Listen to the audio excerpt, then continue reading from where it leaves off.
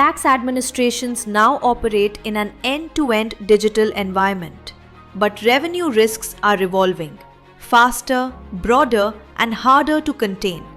Today, non-compliance often looks compliant on the surface, making early risk detection significantly more difficult.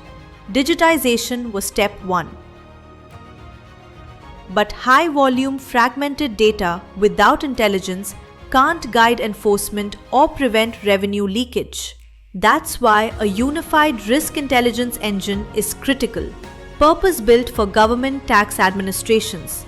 It unifies multiple data sources such as GST returns, e-invoices and e-way bill, central excise, VAT, sales tax and more to create a consolidated cross-data set view of taxpayer behavior and to track leakages. Risk is measured, not assumed, using transparent, rule-based, weighted scoring models designed for auditability and regulatory control.